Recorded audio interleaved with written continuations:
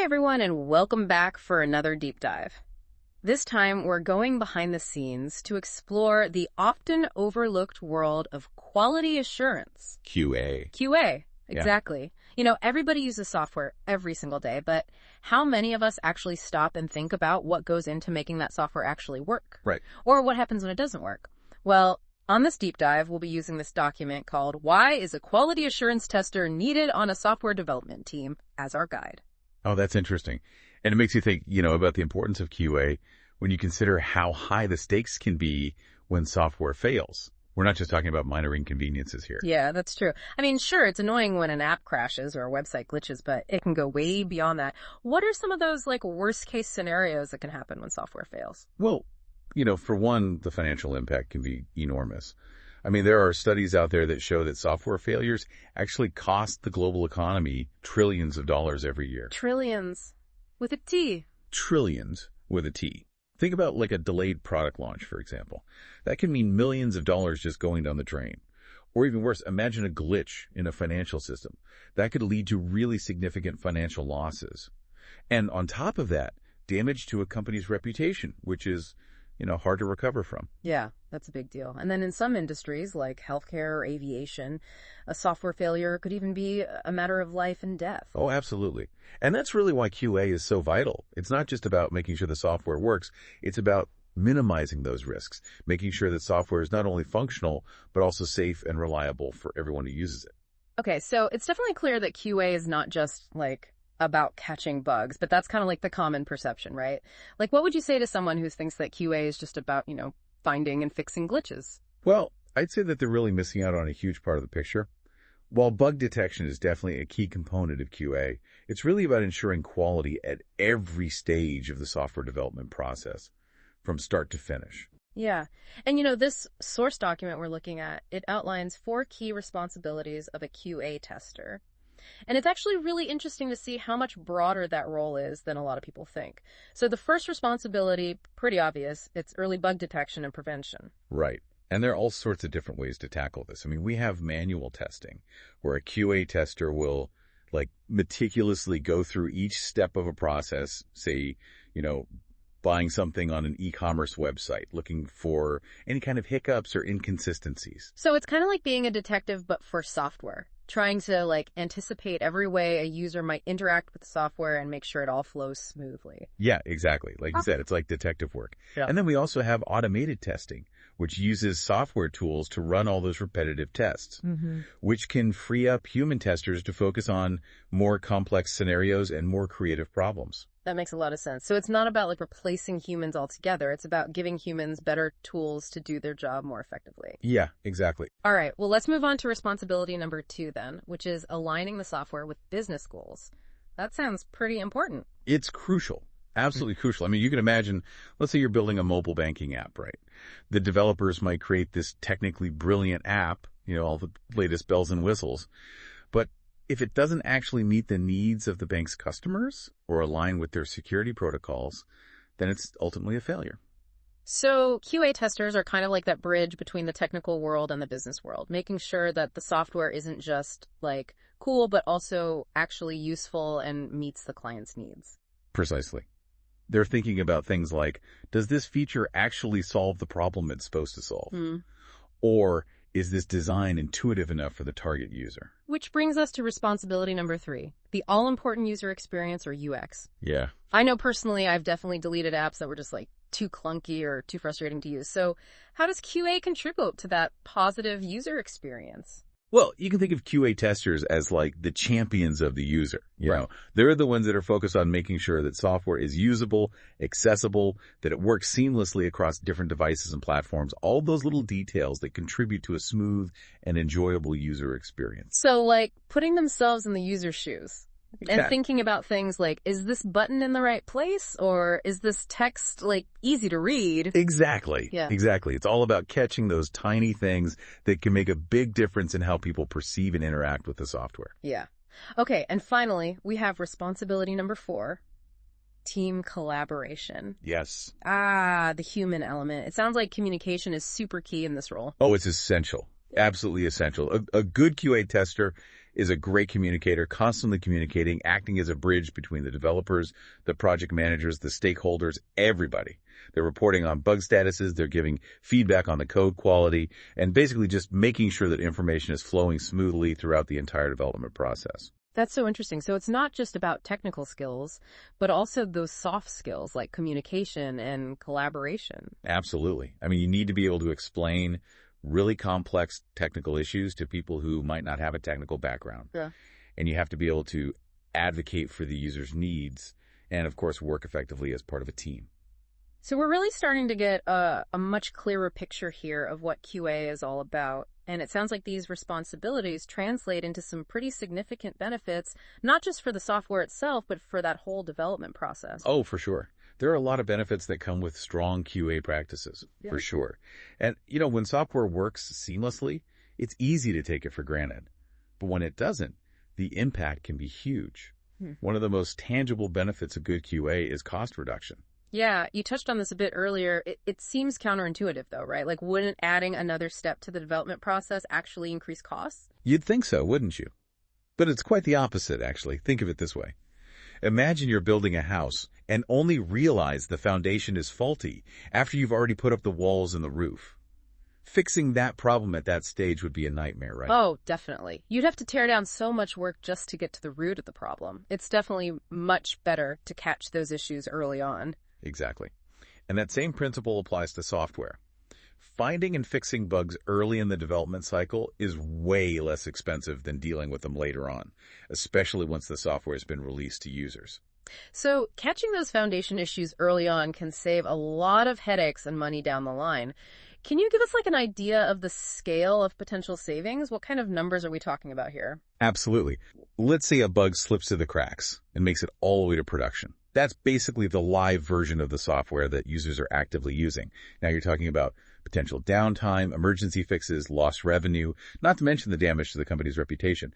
Depending on how severe the bug is and the scale of the software, we could be talking about losses in the tens of thousands, even millions of dollars. Wow, that's a hefty price to pay for a bug that could have been caught earlier. Okay, so cost reduction is a major plus. What other benefits does QA bring to the table? Another big one is faster time to market.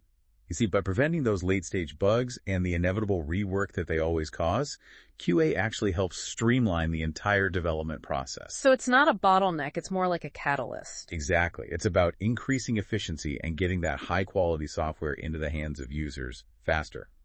And in today's fast-paced tech world, that speed can be a major competitive advantage. That makes a lot of sense. And what about the impact on the development team itself? How does QA affect them? Well, when developers aren't constantly being pulled away from building new features to fix, avoidable bugs, they can be so much more productive. Oh, yeah. That sounds like a dream for any developer. Fewer distractions, more focus on the creative side of things. Right. It creates a smoother workflow and just a more positive work environment for everyone. Okay, so we've established that QA is super crucial for ensuring high-quality software, reducing costs, speeding up development, and boosting team productivity. But we're living in an age of increasing automation, and software development is no exception. There's a lot of talk about AI and machine learning taking over many tasks that were previously done by humans. So where does that leave QA? Can automation replace human QA testers entirely? That's the million-dollar question. Yeah. And it's one that a lot of people in the industry are grappling with.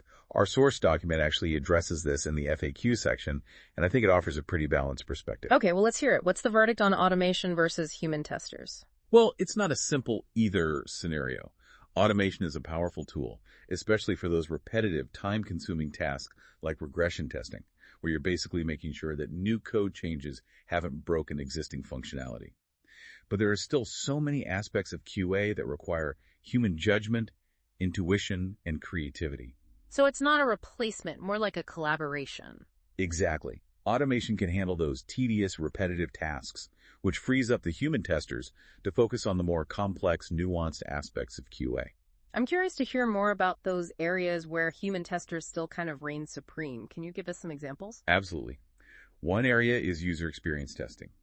While there are tools out there that can measure things like page load times or, button clicks, they can't truly evaluate the subjective experience of using the software. You're right. A machine can't tell you if something feels intuitive or enjoyable to use. That definitely requires a human perspective. Exactly. And then there are those tricky edge cases that we talked about earlier. These are those unusual scenarios or inputs that, most users won't ever encounter, but can still break the software if they aren't accounted for. It's like trying to think like a mischievous user, right? What happens if I try to do this? Ha. That's a great way to put it. And those situations often require, creative problem solving and human intuition, anticipate and test for. So it's not just about like running pre-programmed tests, it's about thinking outside the box and anticipating potential problems before they even arise. Absolutely. That's a key part of it. And another area where humans excel is in interpreting test results and making decisions about what needs to be fixed. Automation can provide tons of data, but it takes a human to analyze that data, connect the dots, and understand that bigger picture. It's about seeing the forest for the trees, so to speak. Exactly. So it sounds like QA is evolving alongside technology, but that human element remains crucial. Absolutely. Automation is changing the landscape of QA, but it's not replacing human testers. It's augmenting their capabilities, allowing them to focus on more complex and strategic tasks. Okay, that's a really important point. It's not about humans versus machines. It's about humans and machines working together to achieve the best possible outcome. And speaking of outcomes, let's maybe shift gears a bit and talk about the impact of QA, or the lack of it, on our everyday lives as users. Yeah, that's a great segue. I think it's easy to forget that QA is all around us, shaping our experiences with technology in ways we might not even realize. Exactly. I know I've definitely had moments where I've been so frustrated by a buggy app or a website and thought, did anyone even test this thing? And on the flip side, I've also used software that was so intuitive and enjoyable that I couldn't help but appreciate the work that went into making it. I think we've all been there. And those experiences really underscore the importance of QA. It's not just about making software work. It's about making it work well and creating a positive experience for the user. And that user-centric approach is what ultimately separates good software from great software. Couldn't agree more. So as we wrap up this deep dive into the world of QA, I'd like to leave our listeners with this thought. Take a moment to think about the software you use every day. How has QA, or the lack of it, impacted your experience? Have you ever encountered a bug that made you want to pull your hair out? Or have you used a piece of software that was so seamlessly designed and enjoyable that you just had to appreciate the craftsmanship behind it? That's such a great question to ponder. It really brings home the point that QA is not just some abstract concept. It's something that touches our lives literally every single day. And as technology continues to evolve, it's evolving at a rapid pace, the role of QA will only become even more important in ensuring that the software we rely on is not only functional, but also safe, reliable, and user-friendly. Well said. And on that note, it's time for us to surface from this deep dive. We've covered a lot of ground today, exploring the many, many facets of QA, from its core responsibilities and benefits to its evolving role in this age of automation. It's been a fascinating journey, and I hope our listeners have gained a newfound appreciation for those unsung heroes of software development. The QA testers who work tirelessly behind the scenes to make our digital lives a little smoother and a lot less buggy. A huge thank you to our expert for sharing their insights with us today. And to our listeners, thank you for joining us on this deep dive. Until next time, keep exploring the fascinating world of technology. It's really interesting when you think about it, like how much of our lives depend on software these days. And when it's working properly, we just kind of take it for granted. It's true. It's really only when things go wrong that we start to appreciate like how much we rely on well-tested, bug-free software. Yeah. Just the other day I was trying to book a flight online, and the website crashed right when I was about to hit confirm. Bro. It was so frustrating. Oh, I totally get it. I've definitely been there. Those kinds of experiences really make you realize, how vital QA is to everything we do online. Absolutely. It makes you wonder, how many bugs are actually out there, just lurking beneath the surface of the apps and websites that we use every single day. It's like a whole hidden world. Yeah. We only see the tip of the iceberg, and underneath there's all this work going on to make sure everything runs smoothly. And that's where those QA testers come in. They're constantly working to find and fix those hidden problems before they have a chance to impact users. So they're like the unsung heroes of the software world. I think so. Yeah, definitely. They're often working, behind the scenes, but their work is absolutely essential, making sure that our digital experiences are, smooth, reliable, and enjoyable. For sure. Well, I think we've given our listeners a lot to think about today. We've talked about the key responsibilities of those QA testers, the benefits that they bring to the whole software development process, and even how automation is changing the field. Yeah, and we even touched on how QA, or the lack of QA, really impacts our everyday lives. It's a good reminder that good software is about more than just technical excellence. It's also about creating a positive experience for the people who are actually using it. Couldn't have said it better myself. So as we start wrapping up this deep dive, I want to leave our listeners with one final thought. The next time you're using a piece of software, take a moment to think about all the work that went into making it. Think about all the testing, all the bug fixing, the collaboration, the attention to detail that was needed to create that seamless experience. That's a great point. It reminds us that, behind every app, behind every website, there's a team of dedicated people working to make our digital lives just a little bit better. Absolutely. And on that note, I think it's time for us to surface from this deep dive. Thanks for joining us, everyone, and we'll see you next time for another fascinating exploration of the world around us.